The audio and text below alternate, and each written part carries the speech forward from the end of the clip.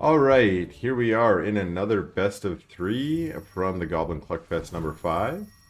And we see right now Anna scanning in Wriggle here in the Red Infernal and seeing that Wriggle is going down with an Iron Vault. And I already mentioned the origins of that scan is... Here she is. Where is she? There she is. Anna, aka Nina, aka Just a Sloth, aka Grimmy. And she is going for what looks like a pretty standard Anna opening, especially, which is to build a collection array down here and probably start with creeping out this camp with a laser beam. We have a Hexen from Wriggle coming across the map to try and see what's up. Well, we got a little impy. This is a farm imp, an expo imp, it looks like. Expo imp. Boom. There's the shrine. Hexen making it to the other side of the map. Seeing there's a collection right here. There is a prism here. There is no one mining gas. And let's go teleport. Ooh, straight teleport. No check to see that there is indeed double collection array over here.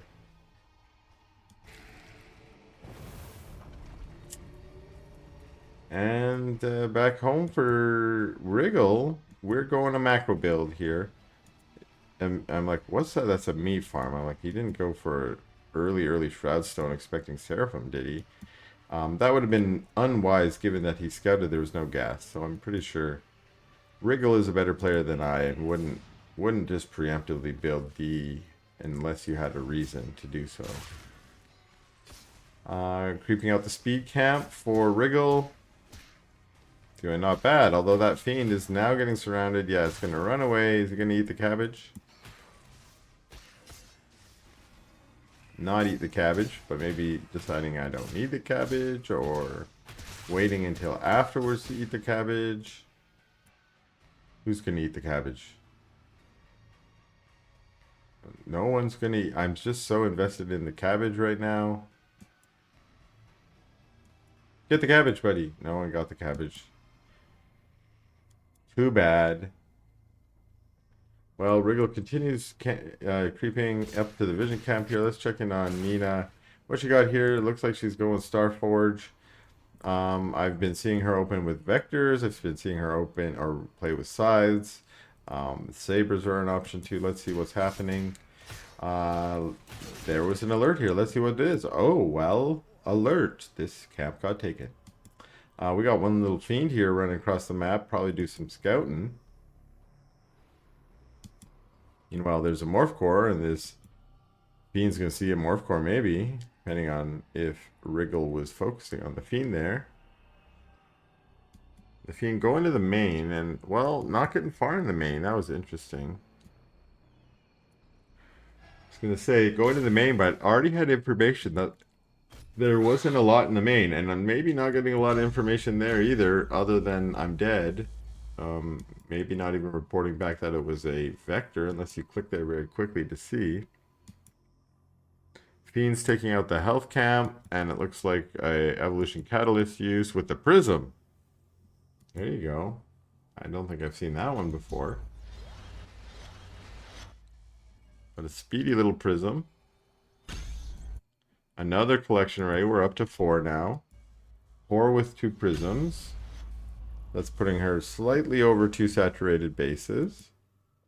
And looks like here 8 on this base, 9 on this base. So not... Yeah, we're definitely seeing an advantage now economically for Anna, which is pretty common for Celestials if you're going this eco build. Because we're just now seeing the first units coming out for Nina, and she's got these vectors on the map. Third one here.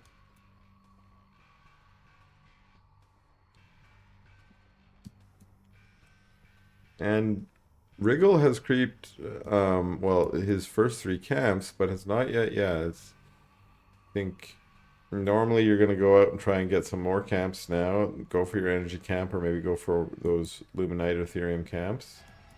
And we now see vectors, and I think Wriggle sees that there's vectors on the map. Well, he started marching back, but then Decided to go out for the Therium camp again, so maybe a little indecision there.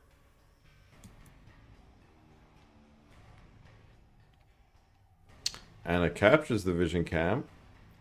She's particularly good at getting and keeping map control. She wants to have vision and be able to be free out on the map. And well, she executes that kind of build very well. Wriggle taking the Therium. And we're just seeing more vectors added. So we're up to 6. And one thing Nina likes to do is play with that vector micro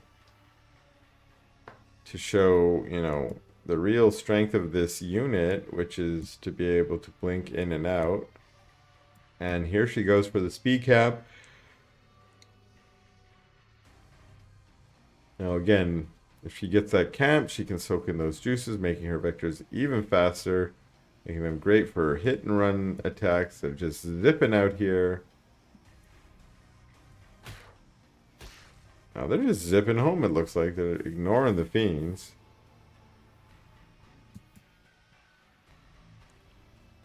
So just grabbing that camp and jetting, it looks like. Their intention was just to maybe be a bit annoying, momentarily have that speed boost, and then force probably Wriggle to come back and retake the camp like we saw there. What do we see over here, Wriggle? We see some fiends running by. Getting a little scout there. Lots of vectors. Fiend trying to get away, but not being vector target practice. And now the vectors are streaming over here. And there is an army waiting. And they blink right on top of the army. The cool thing about that recall ability is when you recall, you go back to your original health. So as they zooted in here, they had full health. Then they delta jumped on top of everything, took damage, but when they recalled back, they healed back up. So only this one in the front here looks like being damaged. A couple in the back there also having a very small amount of damage. All right, they aren't so brazen to do that again. Instead, trying to do the kite, which is the other thing that they're really good at. Ooh, that Victor unfortunately getting caught. No, blinking on top of the Vector, or on top of the Weaver, and killing it with their bonus damage against light. So didn't take long for them to focus that down. And then again, as I mentioned, recalling back out so that they can reheal from any damage they took from the units when they did that. That's the kind of micro that Nina is really good at and that she likes to use. You can also use your delta jump like a blink in the sense that you can blink the weak ones back. Now all of them blinked away there to just escape the Shroud Stone, and that meant that if they use their recall ability, they'll be right back over here, which is usually not where you want to be. So I think that's why Nina's just deciding to retreat a bit so that she can reset that cooldown and come back and try again. So deciding to try and creep now. It looks like these do not do a lot of damage to these units. At least not to the Skull Crusher. And, ooh, jumping right on top. And here we go. There's that micro I'm talking about. She's blinking individual units back while healing them, of course, from that power. Now, I did not notice this, but Nina has built a little base all around the back here. She's got some Legion Halls. And we got a run by Fiend. She is going nuts on the macro right now. Absolute nuts. Bonkers. It looks like she must have taken out this.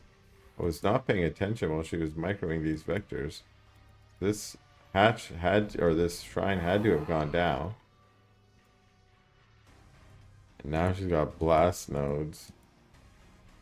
Tons of blast nodes. That's scary looking.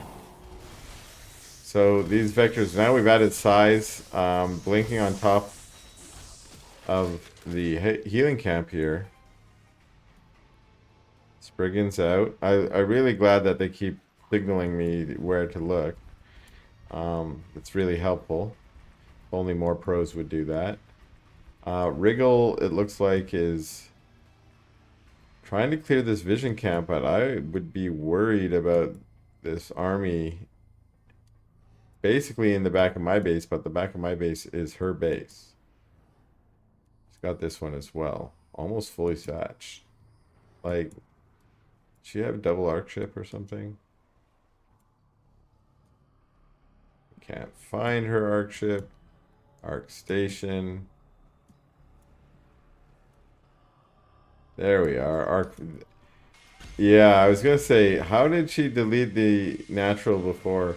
I suspect it's with this Fate's End Ray, which is back for more to just melt that thing one more time. Oh, that's awful. It's an awful feeling because there's just no counter. And poor Wriggle is trying to do something. And luckily all these nodes here are not yet converted to blast or strike nodes. So this actually is a pretty good force. It's going to do an okay job. The Sarvan's Watch is not doing as much as it could. Now, meanwhile, Anna's trying to take out Wriggle's main base or get into the base. And so we've got a little mini kind of base trade going on here. Looks like some Spriggans are now trying to get on top of this base over here. These units have moved on now to the next base of Anna. But Anna is also finishing off this natural for Wriggle. So Wriggle's now decided, okay, I need to get home and defend my base, sending his army the long walk home. Meanwhile, any reinforcements that are popping out are getting picked off. And Anna is doing kind of the dangerous thing, which is pushing into the main. That army now comes upon her, but that's going to be a GG out of Wriggle. All right, here we are in game number 2 of this best of 3, starring in the red celestial here, Nina, or Anna. She goes by so many aliases, and I will probably call her Anna and Nina throughout this game interchangeably. And then her opponent, hoping to claim a game and force a game 3, is Wriggle. And I do want to mention that Wriggle, Anna got a bye in round 1. This is a round 2 series. And Wriggle managed to win to get into this position to play Anna by defeating Mixu, who is another strong player. He plays Vanguard, and I really encourage you to check out that series you can find on my YouTube. It's a good best of 3 that shows a real interesting new meta for Vanguard. And even though Mixu did not make it through, obviously Wriggle made it through. I really was excited by the way that Mixu was playing, and I'm sure we're going to see more of that in Infernal vs. Vanguard. So do check that out if you're interested. Now, what do we got going on here? We got a creation chamber coming up. Our arc ship here just chilling for Therium purification. And we'll see one difference than that last series where we saw B doing that unique build with the Therium purifier. The arc ship is being used here for to collect Therium. And for that reason, this arc ship's kind of stuck here until Nina gets all the Therium she needs for whatever build she's going for. Now she does already have 150.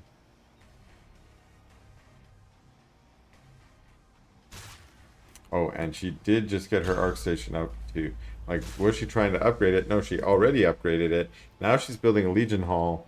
I think we know what that might mean. That might mean we're going to Seraphim opening, which was different than what we saw last game. But Wriggle has already got a couple of fiends that are looking to do some damage, but this is Sovereign's Watch very quickly going down, melting the first fiend.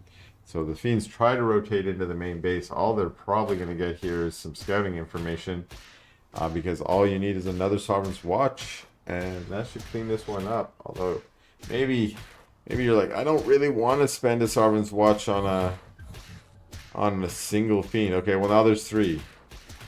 How do you do it? Oh, there's this another Sovereign's Watch needs to go down at the collection array. And is that Hexen gonna? Oh, the Hexen survives. One of the power banks has gone down, and now we actually have a little bit of dangerous situation. These prisms going down. One of them going down. Another one getting hit with a Skull of Shedda. And these... Ooh, another power bank has gone down. The collection array had to lift up. And now we got a blast node here. So that's the saving grace here. There's at least a blast node. There's a single Seraphim out here trying to do some damage, but the Seraphim chased away by Gaunts. Chased out of its own main base. While these Gaunts are doing damage, killing the Creation Chamber. The Legion Hall's gone down. At the natural, another Legion Hall is going down, trying to form a bit of a wall. But I really don't think that this is going to help. Red power. It's going to take so long for that Legion Hall to be summoned. This army's here. It's not coming across the map. It's here. It's across the map. There's a blast node there, but look how slow it fires because of the red power. Wow, actually. That probably could have been the end of the game there if Wriggle had just kept pushing in. That blast node wasn't going to last long. Oh, although this was an interesting move by Anna. She's so clever. She's like, what can I do to, maybe cause some problems? She goes and gets that siege tower. If it had gone where it was supposed to, back to the base, it probably would have been doing some damage there in the base. But still forced Wriggle to kind of get out on the map and deal with it. And now what's Wriggle doing? Wriggle's taking the vision camp, just trying to get some income, I guess. Once again, knowing, hey, I'm ahead. I destroyed a whole base. When I left, she was still summoning in her Legion Hall and a couple power banks. Now Anna has barely recovered up to yellow power now.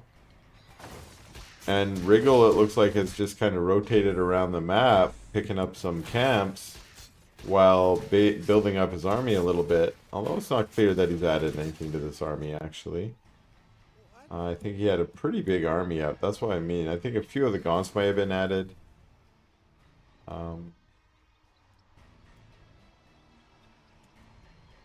This base up but not saturated. And yeah, we have a greater shrine already. Upgrades? Is this plague axes? Okay, so I think Wriggle is trying to just stabilize from that early pressure he put on and decide, what am I going to do? Tech up, build a even bigger army, and come back. Knowing that there is that blast node there, I wonder what the strategy is. Nina's got a full wall now. She's going to make it hard to push through that front, especially with the blast node there, without the help of Hellborn, the siege, of course. We have these Seraphim going right across, maybe planning to be a little aggressive after clearing up this camp. And I think Wriggle's army being a little indecisive of where to go. Okay, so that army not necessarily choosing to be aggressive. One Seraphim taking the Vision Camp. The other 3 going, I thought they might engage or use Evolution Catalyst. Vision Camp taken. This army, I'm really not sure what it's... Maybe it was suspicious that there was a expo down here. Though I'm not sure why you would send the whole army. We have 4 Seraphim here starting a harass. And this is how Anna could turn it around from losing her base at the beginning. Taking out one of those Shroud, taking out another Shroud. Of course, that's more than the cost of the Imp. It's the cost of the Imp and the Shroud that goes down. Now, I'm not sure why she chased those Fiends into the main. Maybe not microing her units. Ooh, some Shadow Flyers. Get on top. Another one. Another Seraphim goes down. 2 weak Seraphim. Another Seraphim goes down. These Gaunts trying to get that last one. That's not good for Nina, actually. That's all 4 Seraphim going down. We have a arc fortress. Oh, here it comes. Arc. Oh no. Oh, it already happened. Like, here it comes. No, it already laser beamed. So she's on it again. Wow. She's like, how can I get back in this? I'll just laser beam your natural. You destroyed one of my bases. I destroyed one of yours. We're even again. Although not quite in the supply range. Anna here. Whoa. That's a bug. Anna about 20 behind. Really not having a very big supply at all. Not sure what unit. She's got an Argent, so we know that. There's another Seraphim going down. Adding to the supply lead for Wriggle. And Strike Node creeping? Okay, I believe it. Arc Fortress being a pain in the butt. I'm not sure if he just melted another one. But Spriggans now. I said it's really hard to counter that. And it is. When the Arc Fortress is floated into your base, it's too late, kind of. But if you do see it, if you are being harassed by those Arc Fortresses, it can be very useful to have some Spriggans out to chase it down. Now, this creeping strategy with the nodes, oh, one of those is a Blast Node, and it's doing work. But the Blast Node goes down, the Strike Nodes go down, the creeps go down, and then the power bank goes down. Meanwhile, the Spriggans have been chasing this Arc Fortress. It's actually tanky. It's very tanky. Well, it does have 1600. We have a Sovereign's Watch going down, another Sovereign's Watch going down. They're just trying to take out the Arc Fortress before all of these Spriggans die. Are they going to get it? Oh my god, it survives at 11 hit points. That literally one volley away. And, oh my god. Poor Wriggle, like, I just need one more. Here the Spriggan's coming, like, I just need it. The poor Arc Fortress flying into the corner. It's at 64. The Spriggan's just chilling there. Wow, it looks like, oh yeah, there's a Blast Node. Let's not to do that. So what do we have? More Spriggans, and there's Spriggans versus size. This is a okay fight on both sides. This is one of those fights where it's just going to come down to maybe numbers and control. There's not one of those two units that's just going to really out DPS or be more tanky. As we see, the Spriggans are winning there, but there was just more Spriggans. They found the Arc Fortress. They said, I'm taking that Arc Fortress out. And now they're just focusing Prisms, it looks like. No, deciding, okay, we will go for Scythe, but then actually deciding to get out of there. The Animancers there maybe chasing them away. This ground army just chilling here in the forest. There's a mag there too, just here we are. Now, here we go, Spriggans. There's a Strike Node. Take out the Strike Node, and well, then there's still Animancers, there's still the Argent and the Size. So, but by taking that out, that makes those Blast Nodes vulnerable to the Spriggans, so the Spriggans can come in, clear them out at hopefully a later point, and then this ground army might be able to move in. Now, Anna has flown one of her ship. This is her backup Arc ship, is now an Arc station, trying to get back to that Arc Fortress. Did she decide to go for another Arc ship? It doesn't look like it, at least not yet. But these Spriggans... Oh! Come on, Spriggans. Do your job. They flew there, but they didn't fly close enough to spot it. Or it's not clear on Wriggle's vision or not if they did spot it, but they certainly are flying away, so they didn't see it. And even Anna moved her ship a little bit out of the way. It looked like she saw the Spriggans, but maybe the Spriggans didn't see her. Okay, looks like maybe planning to go for the siege camp. Now 2,200 hit points. That's a pretty crazy. Like, this Mag might want to tag kit, but I feel like that Mag's probably going to go down if it does. 30 damage, so attack speed 2.1, not bad actually. Still, that's probably going to be a dead Mag if it's doing all the tanking. A lot of prep going into this creep camp. Evolution Catalyst is all you need if you're a Celestial. And yeah, that Meg goes down from some pretty heavy punches. A couple other gaunts. Now these ones up here ain't even attacking. Could have used your help there. After all that prep. Now these sides, now what are they doing? There's only 3 of them. What could they do? Well, there's Spriggans over here trying to fight, but Dark Prophecy's zoning. The sides are just trying to be annoying, it looks like, and a Manifest Shroudstone goes down to chase them away. And a lot of units over here maybe trying to cut them off. Gaunties. Some Shadow Flyers, but they pause. Spriggans.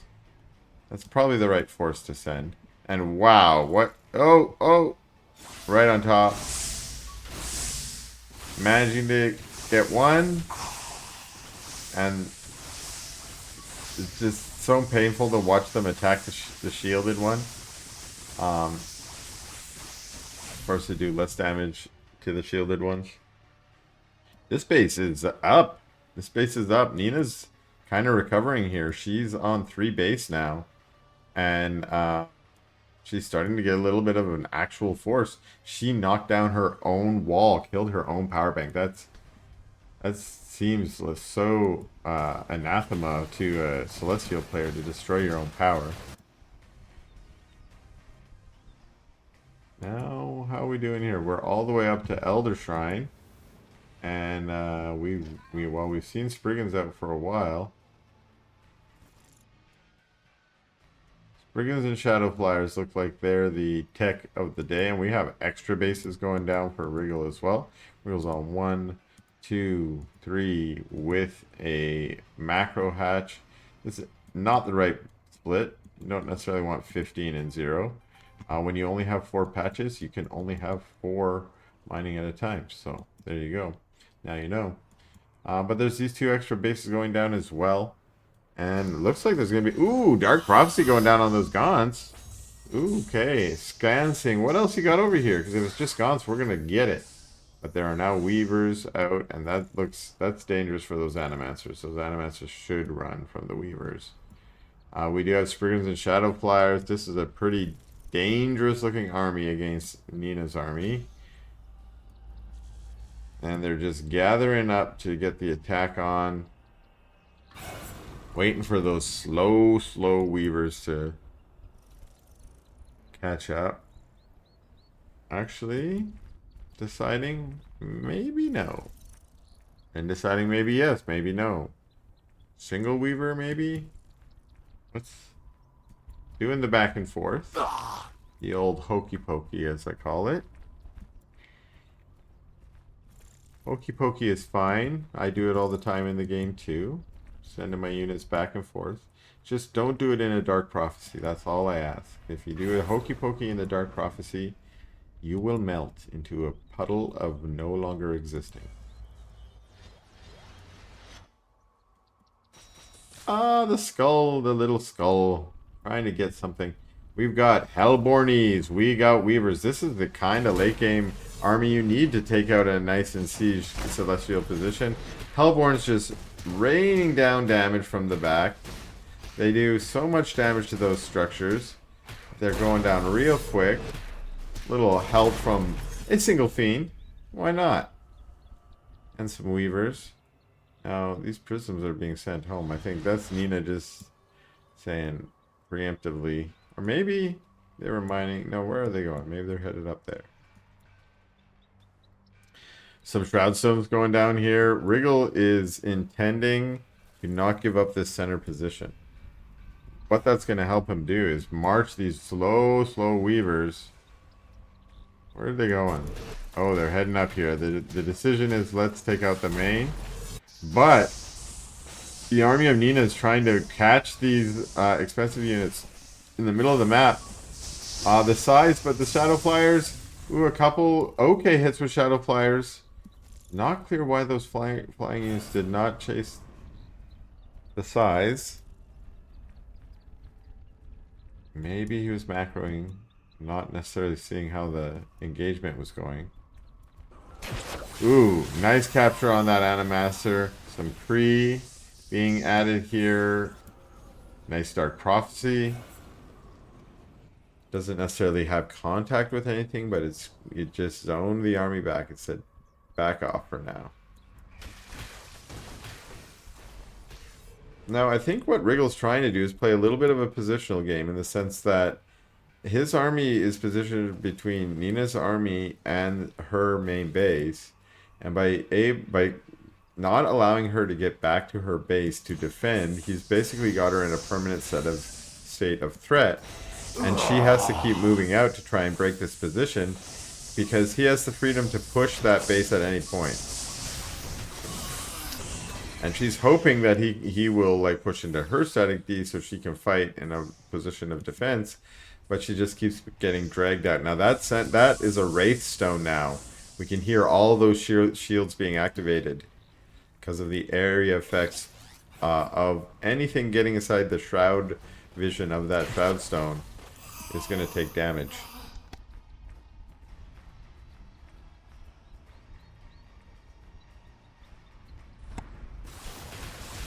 Again, this seems like a very positional play from Wriggle so far.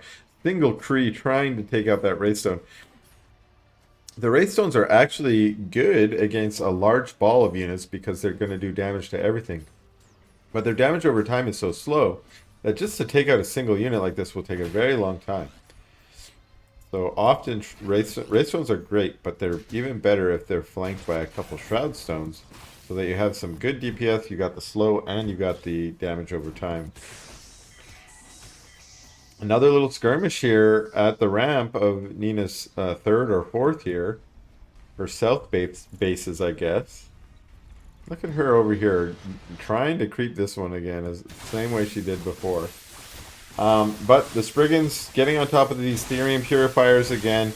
And it's at this point that she's pushing back out onto the map to try and clear up some of the Shroud, take out these Wraithstones. She's got some good target fire here, taking out that Wraithstone, but now the army comes and catches her a little bit out of position. But incredible Dark Prophecies going down on top of everything. And I'm not sure if that was enough, though. It looks like it's just sides left, and the sides are kind of outnumbered by the Gaunts here, and that's a GG out of Anna, so we will see game 3. And here we are in the final game of this best of 3, with our blue Celestial moving across the map already with her Arc Ship and Morph Core is Anna, aka Nina. And in our red Infernal is Wriggle, who has had a great showing so far in this tournament, beating Mixu 2-0 in round 1, and now being tied up with Anna 1-1. It's down to one game left for Wriggle, and of course taking out Anna would be an amazing feat for him if he can just reproduce what happened in that last game. Very interesting. He sent an imp to Therium, he mined 10 Therium, and then sent the imp back. Maybe that was a mistake. But maybe he just needs that 10 Therium. Although now I'm starting to think maybe it was intentional. Because when you creep these two, you get some Therium. So maybe he's got something in mind with that Therium. Again, maybe it was an error. Okay, now Nina, what was going on here? She abandoned her main base, built her natural, but sent her arc ship over here, both her prisms mining. So she's already got 50 Therium. That's a Morph Core here. So she's already got 50. Looks like that's her 100. That's enough to upgrade maybe when the Morph Core pops out. Let's see if that's what she's going for.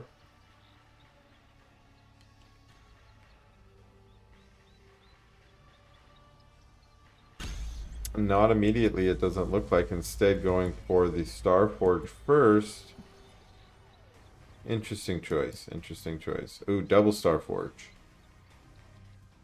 Now, Wriggle, back home, Open Vault has added a conclave, it looks like, after a shrine, and is currently creeping the energy camp, which, as I mentioned, gives you Therium up to 85. Oh, now mining some more.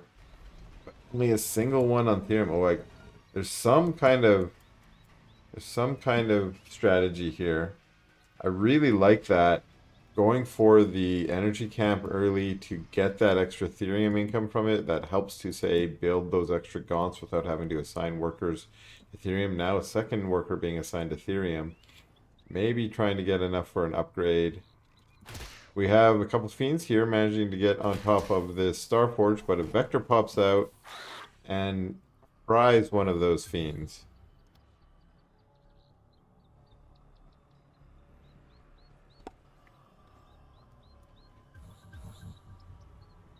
Looks like there might be a little aggression coming out of Wriggle here as his army's camped just outside of the base here. Now that they've regrouped, they're moving in on top of that Starforge. There's an effigy going down to get that Shroud skin. There are vectors coming down from the high ground here, getting on top, killing some of those fiends, trying to do their micro, their kiting of these brutes at least. They don't have to take any damage from brutes. But now they're right on top, trying to take out gaunts, blink away. One brute converts to fiends, but they get quickly melted. And another brute shows up for reinforcement, but the fiends have now been taken out. Or sorry, the gaunts. More fiends on the map after that brute's taken out. Another brute going to go down, leaping right on top of the gaunts. And that's a very quick game 3 and GG out of Wriggle, meaning that Nina takes this 2-1.